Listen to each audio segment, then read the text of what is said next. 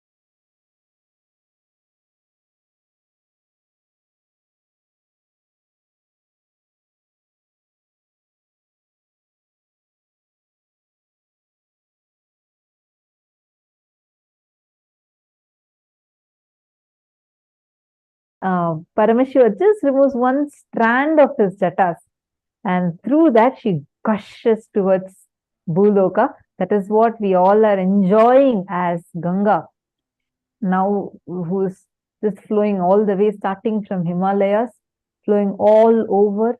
In India, you'll find so many kshetras, whether it is Haridwar, Varanasi, like all different most important places, temples situated around Ganga. So today we are going to be learning about her, experiencing her, and experiencing the qualities that she represents and she's embodiment of. So are you all ready? Shall we enter into today's sessions? One very important thing, see, to get the best out of the sessions, make sure you are continuously participating in these sessions. I see so many of you, irrespective of your time. I see some Malaysians and the people from the Asian time zones or even Europe time zones, for who there will be midnight during the program. But I see so many of you with so much of persistence trying to sit up and really want to experience and have a breakthrough. Very good. But make sure to take your experience to the next level, that you also participate, write down the cognitions you get. That, along with your persistence and sincerity, will deepen your experience profoundly. With this, let's first enter into the first session. The first session, we are going to be learning about Satya Loka. This is the plane where Ganga Mata resides. So let's first learn about Satya Loka.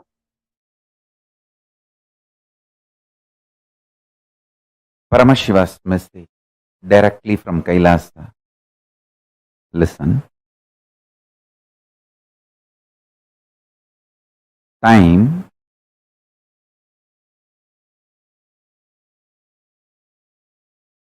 there are vertical time zones, Bhur, Bhuva, Suva, Tapas, Satya. The Satya Loka, where Brahma resides, there, one day of Brahmaloka is 4.32 billion human years. Understand? One day of Swargaloka means the vertical time zone above us. Bhur, Bhuva, Suva, Tapa. It goes and Satya, then beyond Satya is Vaikunta, beyond Vaikunta is Kailasa.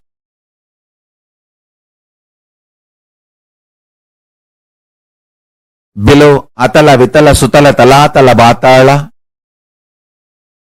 Understand, I am not giving you some superstitious theories. No. I'll give you precise understanding and experience of these vertical time zones. And understanding about these vertical time zones as a direct utility for your day-to-day life. It can bring tremendous physical health, mental health, psychological wellness, a very powerful way of existing, and above all, life of Paramashivoham. You can exist embodying the space of Paramashiva, state space of Paramashiva, and manifest powers of Paramashiva.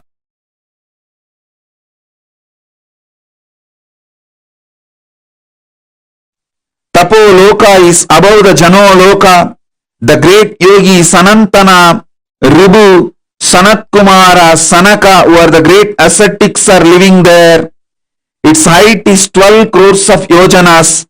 Above this is the Satya Loka, abode of the Brahma, whose cognitive mind is centered only on Satya, and who has attained the lordship over the Kalpa. Because of such powerful cognition, it's abounding in all kinds of the wealth, and awe-inspiring objects and enjoyments.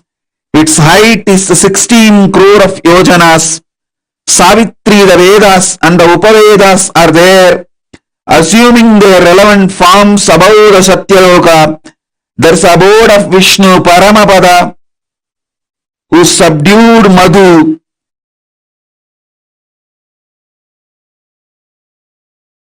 Discovering the principle on which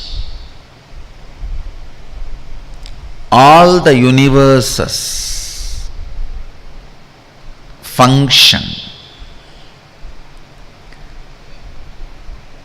all the dimensions and planes, 11 dimension, 14 plane, actually 3 planes fall in one dimension itself. One plane does not fall into any of the dimensions. 14 planes, 11 dimensions. All of them function on one principle. For example, if you are habituated for New York lifestyle and enter into old Varanasi, you will have a big cultural shock. If you are habituated to old Varanasi and enter into London, you will have a big cultural shock. Listen carefully. The American dollar may be useful in America. Indian dollar may be, Indian currency, rupees may be useful in India. Malaysian ringgits may be useful in Malaysia. But gold is a universal currency. The whole planet Earth, anywhere, the gold can be used as a currency. Same way, there is certain culture, mental setup, software useful in New York.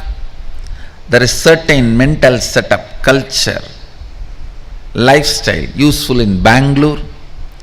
There is certain culture, mental setup useful in Varanasi. There is certain culture, mental setup useful in Germany.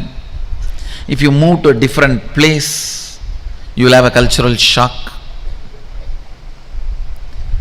But there is one culture, one principle common to the whole 14 planes and 11 dimensions, the whole Brahmanda. If you develop this one principle in you, you have a cosmic currency. You will not have shock in any of these planes. Any transition into any plane, whether you go to Pitruloka, Bhuloka, Bhuvaloka, Tapaloka, Tapoloka, it's called Satya Loka, Brahmaloka, Vaikunta, Kailasa, Goloka, Patala. It is like you have cosmic currency. That principle is oneness.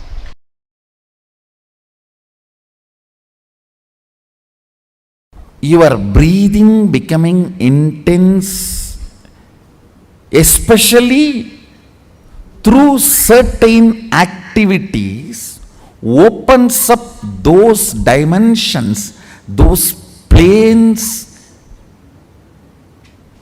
and your brain awakens the ability to have access to those dimensions. Listen. Now, you are intensely listening to this truth, and even if it is going above your head, you are trying to let me Then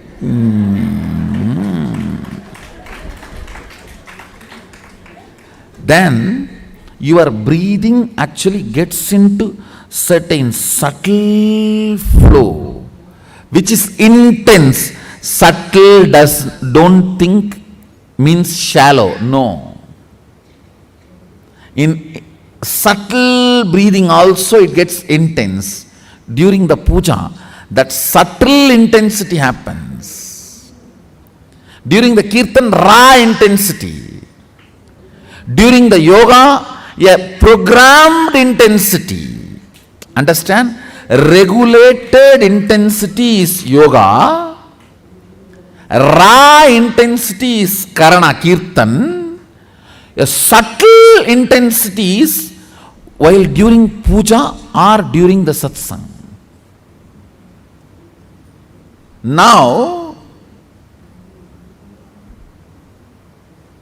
your breathing is getting subtle, it will go and hit a component in your brain which will open your ability to access Satya Loka.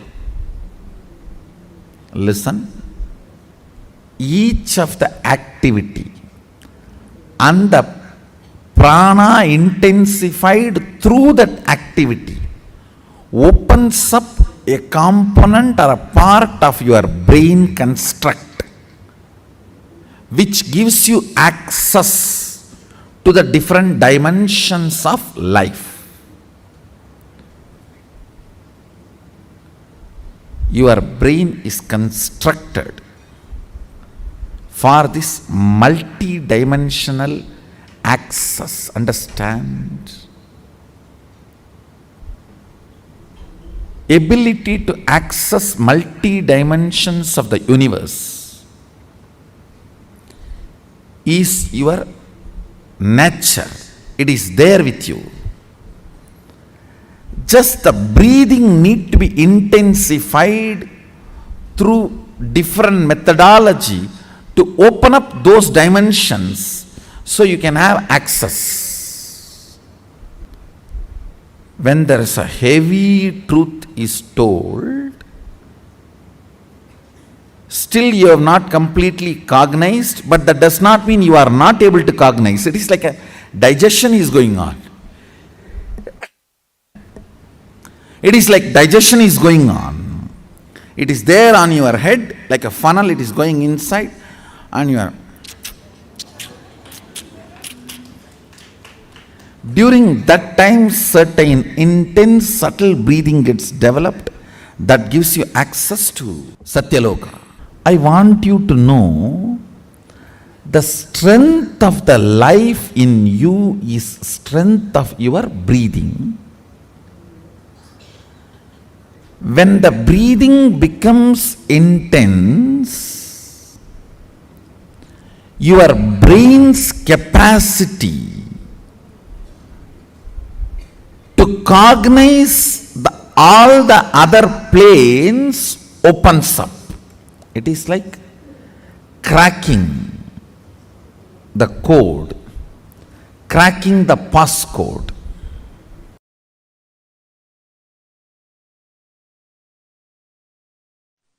Listen, if you are experiencing oneness, it is Maharloka.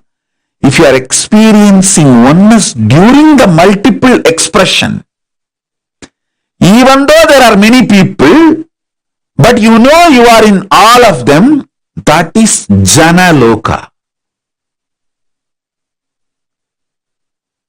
Even if you listen to these powerful cognitions, you will be irreversibly empowered.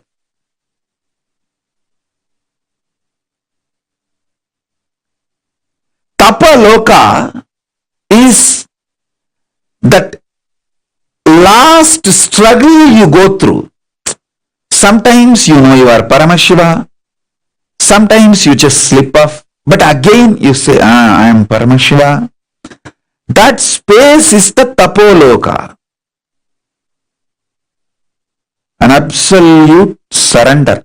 Whether I am remembering, I am manifesting Paramashivatva, or I am deluded. I surrender both to Paramashiva. When you take that decision, you are lifted to Brahma Loka. You move to the Brahma Loka. The deep surrender lifts you to Brahma Loka. So understand? Then from there you move to Parandama, Vaikunta, and Kailasa, then Mahakailasa itself.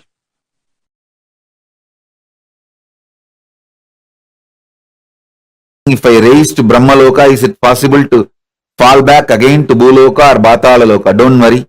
Even if you raise up to Swarga Loka, very rarely people fall back.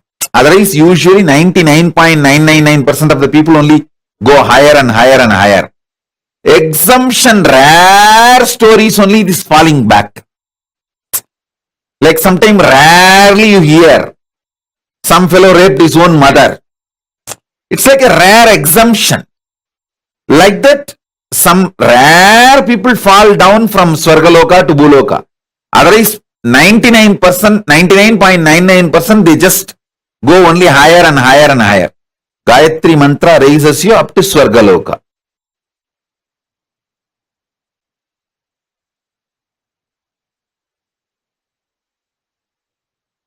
All Purusha, Prakriti, everything you know ends in Brahmaloka. Above Brahmaloka, nothing you even imagine about it. Nothing you can even imagine. You can only experience. Till Brahmaloka only are your imagination projections can even measure.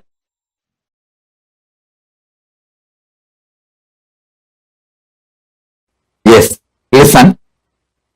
Are you all ready? Shall we enter into the Brahmanyana session? The Satya Loka, pure intelligence session. Oh God. Till now what was going on was only introduction. Now only we are entering into the subject. Come on. See. What is Brahmanyana? Aham Brahmasmi. Tattvamasi. Ayam Anma Brahma. Sarvangalvidam Brahma. Prajnanam Brahma. Listen, I will explain everything. I will explain everything. First listen to all these words I am uttering. Aham Brahmasmi, Tattvamasi, Prajnanam Brahma, Sarvangalvidam Brahma, Ayam Anma Brahma, Shivoham, Soham. All these statements mean the same.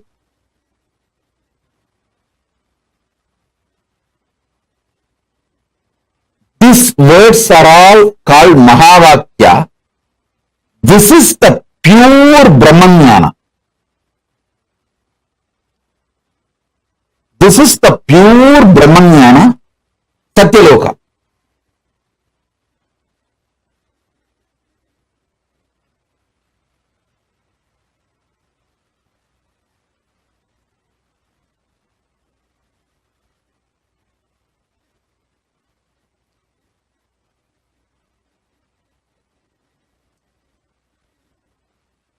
Tattvamasi means you are that. Aham Brahmasmi means what you experience as I in you. That is the ultimate. Prajnanam Brahma means the knowledge. Pure knowledge about Brahman is Brahman. I am Atma Brahma. What you experience as Atma is Brahman. Sarvangalvidam Brahma. Whatever is, which you can imagine, not imagine, whatever is sarvam kalvitam Brahma.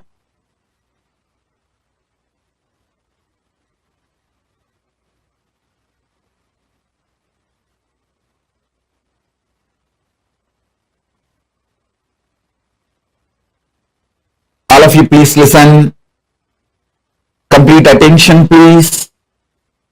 Prajnanam Brahma means complete knowledge about Brahman is Brahman. Sarvam Kalvitam Brahma, everything exists. You know, you don't know, everything is Brahman. I am Anma Brahma. Your very soul, core is Brahman. This knowledge leads you to Brahmaloka, space of Parabrahma. Listen.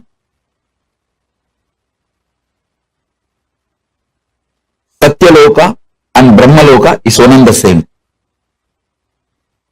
Even if you reach Satya Loka, that's enough. From there, automatically you will merge into Parabrahman. Making this truth not as first priority, but only priority, takes you to Brahmaloka.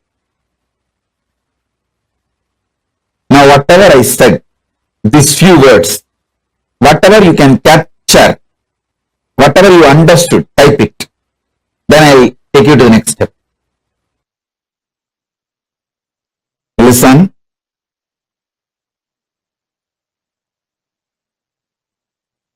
Making Brahmanyana not just your first priority, making that as your only priority, makes you manifest pure intelligence.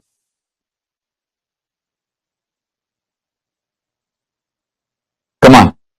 Sit with this one truth. I'll infuse the Brahmanyana in you. Sit with this one truth now. You can keep your eyes closed or open. Come on.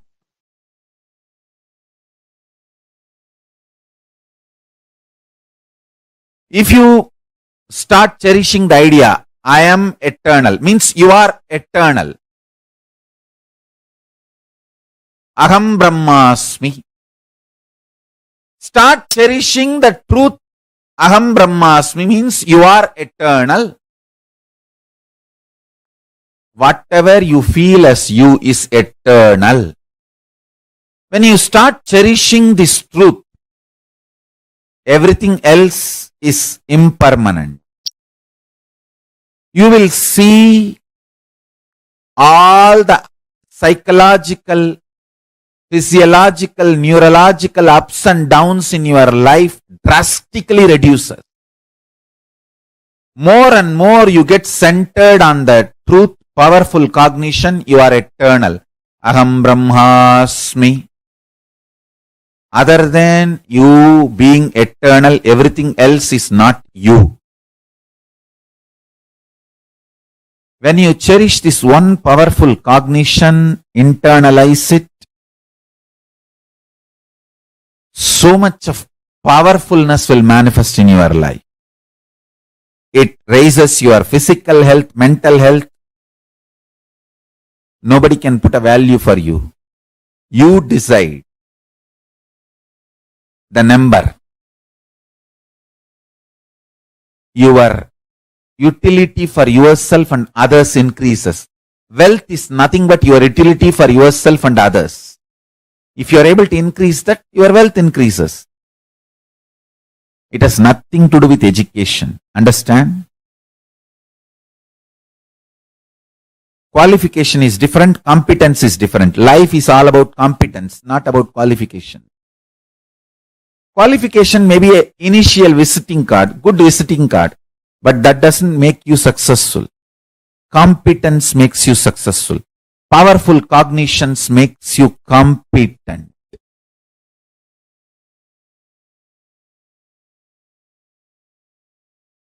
Powerful cognitions makes you competent.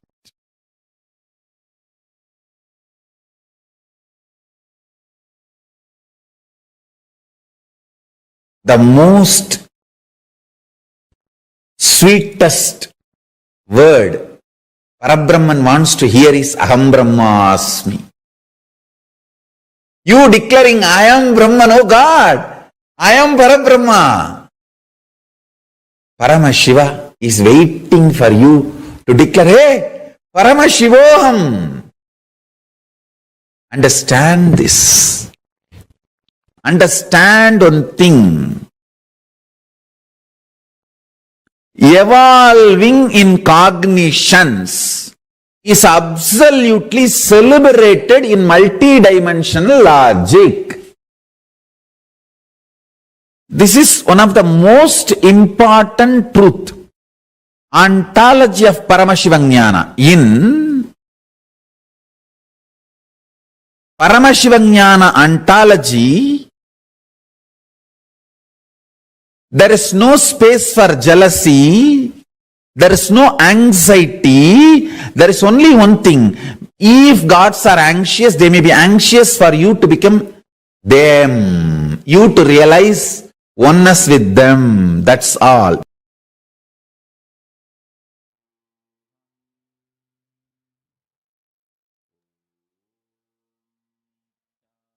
Satya Loka is a space of surrender. Swamiji so beautifully explained to all of us. What is that Brahma Loka? What does it mean when we are raising ourselves high to the Satya Loka or the Brahma Loka? Ganga descends from this parallel universe. She was created in this parallel universe, Satya Loka, and then she is accepted into Paramashiva's very own head. And from Kailasa, she flows to the Bhuloka. This is a very, very beautiful happening, very beautiful significance. When you cherish the truth, the higher powerful declarations about yourself as you start manifesting that as your experience. Like Swamiji was saying, Aham Brahmasmi, Shivoham, Tattvamasi, Shivatvamasi. All these higher declarations or the right powerful cognitions about yourself, when you redeclare, when you make them as a part of you, please understand, they start becoming your experience. They start manifesting as the reality for you. Today, we're all, since we're all preparing to receive Gangadhara Murti and Ganga Visarjana Murti darshan, we just need to prepare ourselves with this one simple truth.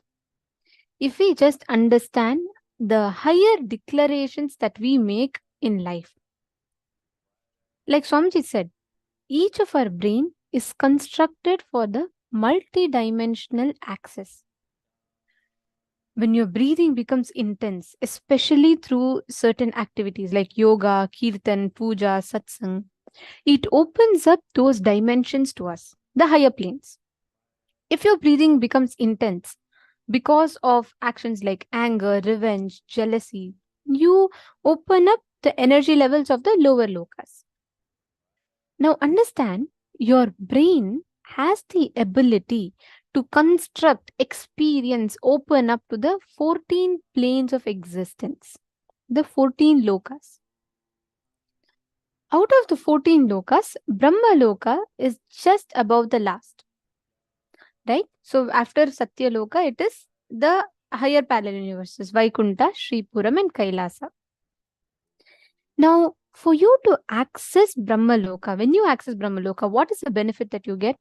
The first and the most important thing is you experience Brahma Jnana, the science of the Supreme Brahman, the experience of cosmos.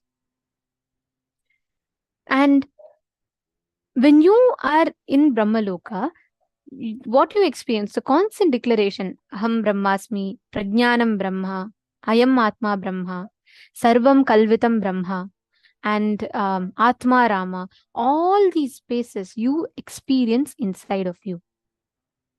When you start cherishing the truth, saying I am eternal, and when you start cognizing these truths inside of you, these principles inside you, you manifest that as a reality. You all understanding? So I am eternal. When you make that as a declaration, Whatever you feel as you is eternal. When you start cherishing this truth, everything else is impermanent. You will see that all the psychological, neurological ups and downs will not be a part of you. It will just be it'll only be another incident in your life, but it will not be a very big factor in you. Take a few minutes and I request every one of you to post the powerful cognitions that you experience through this session. Can I request each of you to take a few minutes and post? Please take a few minutes.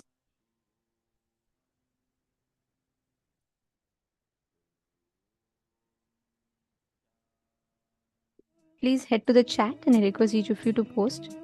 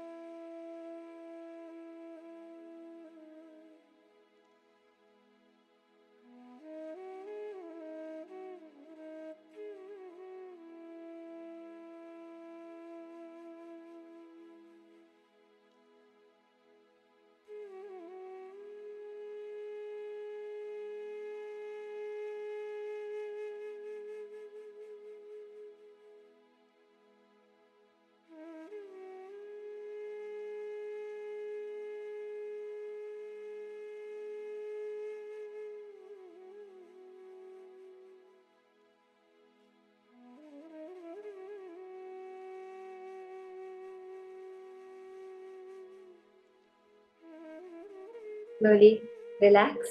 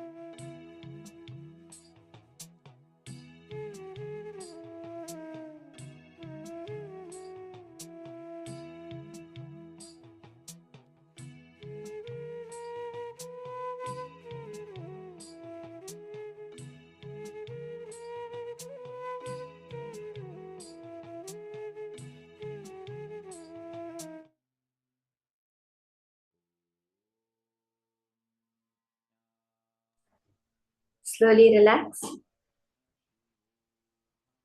This powerful cognition of I am eternal manifests all the powers that we wanted. Now we are going to be starting with the power of altering the weather. Literally being able to change the Vatavarana in the place wherever you are. This power literally is not just power over something external, but as Swamiji says, all the psychological, neurological, physiological ups and downs become completely irrelevant. They become so small that they have no more effect on your life.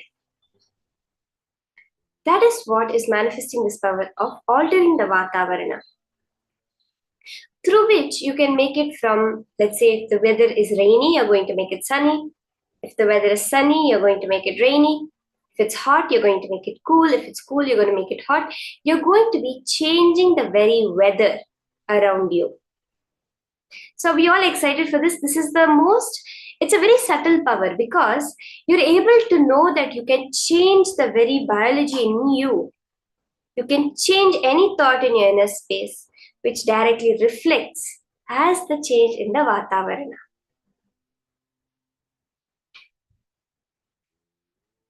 As Swamiji was saying, when you are cherishing this truth that I am eternal, at that moment, what happens is all the ups and downs become irrelevant. How is that? Okay, let's understand a little bit. How does that happen? Now let's take the example of an elephant. If you or me look at an elephant, or let's say an ant looks at an elephant, it's going to think, so huge this elephant is, how big it is, just crush me with one step, let's say from an ant's perspective. But if the Himalayas, if the mountain is looking at an elephant, it is going to look like an ant. The elephant is going to look like an ant. Am I right? If an ant looks at an elephant, the elephant looks like a mountain. But if a mountain looks at the elephant looks like an ant. It's about the perspective from which you see life. Now, if we are zoomed in completely, if we're focusing with our microscopic lens on our problems, they are going to look big. Under a microscope, even a cell that you cannot actually see with your two eyes covers your entire vision. But when you just zoom out, look at the length, breadth, and depth, the weather itself, from the angle of space dimension, that you are the entire space. You are Paramashiva. Paramashiva is described as Vyomakesha. The entire space, the Vyoma, is his hair. That is who you truly are. The way we can understand is that space, that dimension where the Big Bangs are there, the black holes are there, where the galaxies, the stars, that is how enormous, how large, how vast we, each and every one of us are. From that angle, when you look at your problems, when you look at even the weather, even any ups and downs happening within you, what is weather? Nothing but what we consider the ups and downs in us as the ups and downs in the nature. That is why we see in so many movies and so many renditions, we see that how when the person is angry, the fully lightning storms happen. When the person is happy, the beautiful sun comes out. When the person is sad, it's raining. You know, this kind of effect which happens, we see like in so many superhero movies, etc., where the mood of the person changes and the weather around them also changes. Because the weather, what you perceive is, in a way, you can understand the mood of the Vatavarana, of the atmosphere. When you are master of your psychological, neurological, psychological ups and downs, whatever is happening in your physiology, what the chemical imbalances, the hormonal imbalances, whatever is happening in your psychology, the depressions or the highs, the excitement, or in your neurology, when these three you realize are completely irrelevant to you because your space, if an elephant goes and dashes against a mountain, it's not going to make even a little bit of difference to the mountain. If you go and try to take an axe to cut apart the Himalayas, it's not going to make any difference to the Himalayas. You need to be Ganga with the will persistence that she can break through even the Himalayas. That is what we are going to be manifesting today. Are we all ready for this? Can I have a yes from everyone if you're going to be ready to start this power of manifesting, altering the Vatavarana around you?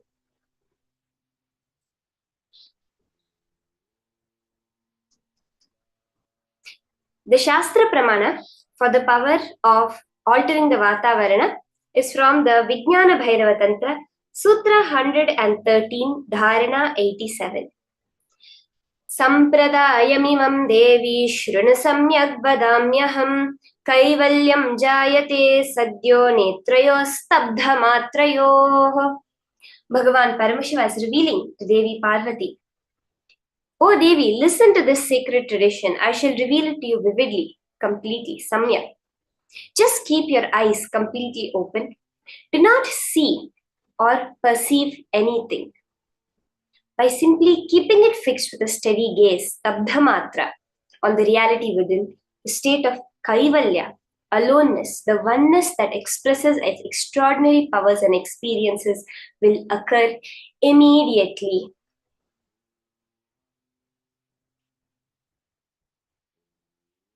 This is what Paramashiva so powerfully reveals about the power of changing the Vatavarana.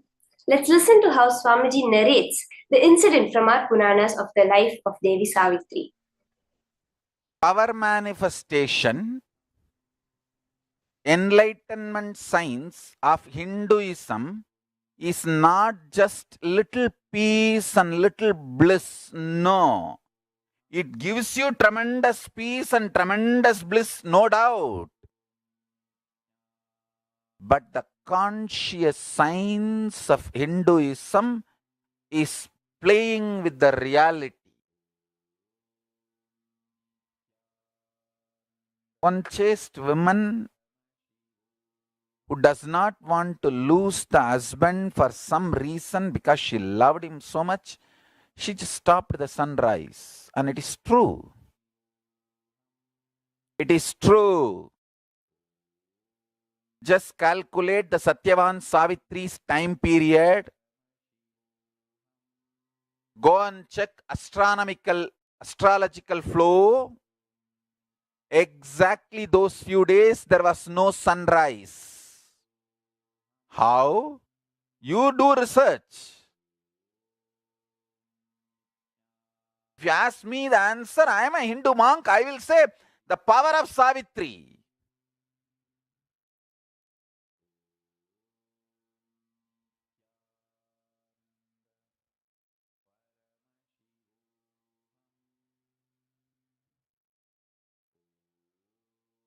You can try to find out whether there was any huge dust cloud formed between earth and sun, so the sun rays did not reach the earth. whatever, you do all that research. But I tell you, it happened. It is a fact. It's a reality.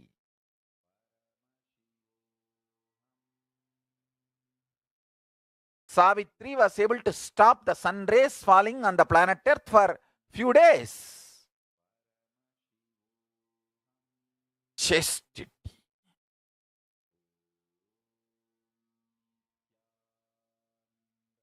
The great Shaiva saint says, Devam Toral Korunan Toludezhval Peyyana Peyyum Mazhai.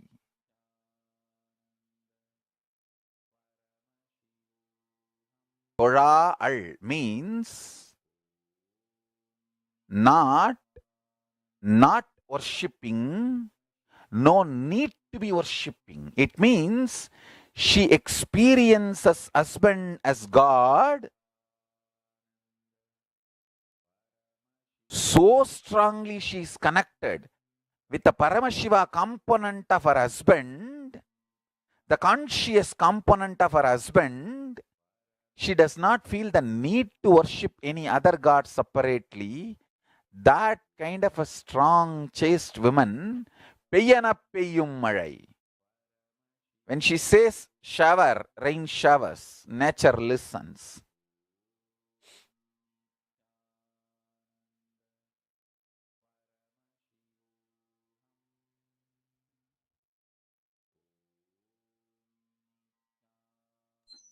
Let's listen to Swamiji's own revelations and experience of this power of altering the Day Vatavarana. starts with sunrise. I don't know how many of you today observed. I got a little late for the Dvajarohanam. It is supposed to be 6:40 to 7. I told the son, don't come out till I finish the Dvajarohanam. And today, 40 minutes sunrise late. See the Biddi sunrise time today. See, there's a Google thing, there's a website where the sunrise time is supposed to be time and actual time is recorded. Today will be 40 minutes late.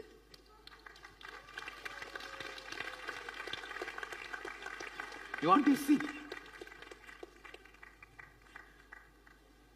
It was actually only after I came out, finishing the Dvajarohanam, sun was even seen in the east. Not because of cloud. Cloud means he will be seen higher.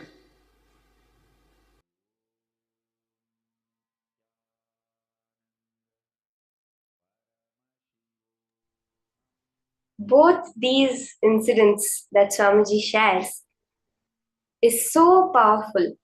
How Savitri, just by the will, just by her one command, the sun did not rise.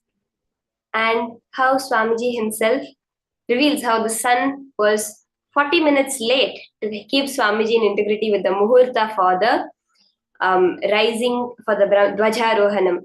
And actually, I know many people are a witness to one more beautiful incident from Swamiji's own life of altering the weather when Swamiji had gone for the Kailasa Yatra.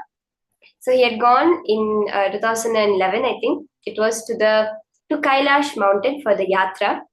And he had taken all the disciples and Adinavasis with him.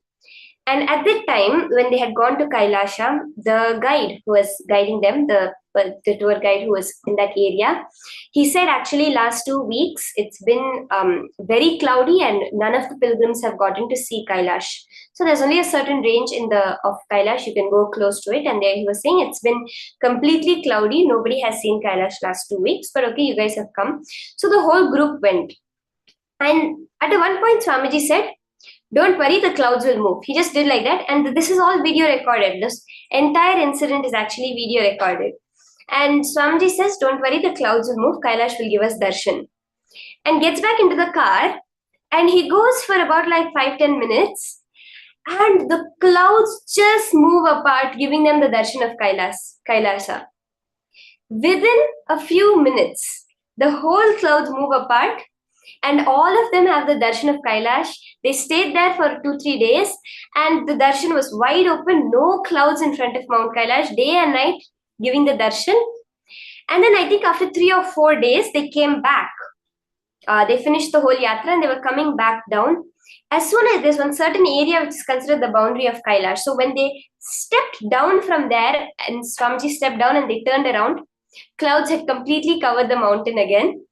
And the guide was saying that this is impossible. Last literally 2 weeks, nobody has been able to see Kailash. And the prediction was supposed to be like this for about another 2 more weeks. But these 4 days, correctly, there was not even a single cloud. And as soon as they left, the clouds were back. And even after that, till the predicted time, the clouds were completely covering Mount Kailash.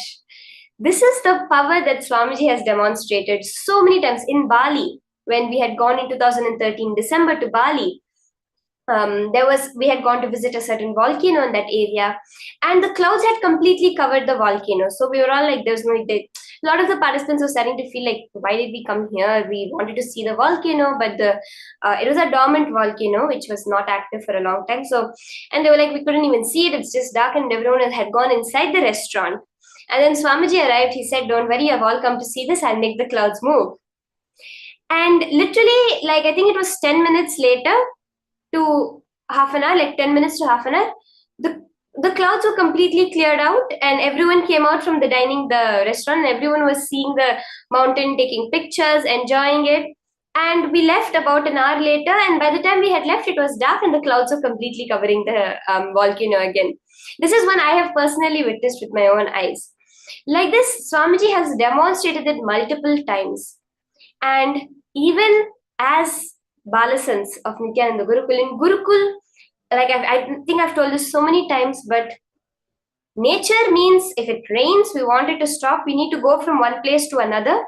Just Paramashivam, Indra, can you stop it for some time? We need to just cross to go. Rain will stop. We cross the area. We go back to the next building. The rain starts again. It's just so casual, so just manifesting just like that for all of us. Now, all of us are going to start this manifestation. When you zoom out and understand that these psychological, neurological, physiological ups and downs within you are so trivial, they are so pointless, they have no meaning to you, because you are Paramashiva. You are the vast space in which the big bangs and black holes, the galaxies, stars are being created. From that vision, knowing you as that, no ups and downs can affect you, and you can affect all the ups and downs. From that context, go open the app, the weather app, the weather prediction. You can go to the website accuweather.com and take a certain location. Choose a certain location. Take a screenshot of the current weather in that area. You can do it with where you are also. You can take any other location also. You can pick up a certain weather prediction for your area. Take a screenshot of it. If you're physically there or you know someone who's physically there, take a picture out the window also.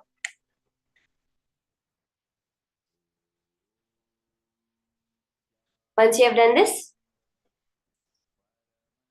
take a before picture, both on AccuWeather, a screenshot, and if possible, a picture of the weather outside, of the sky right now.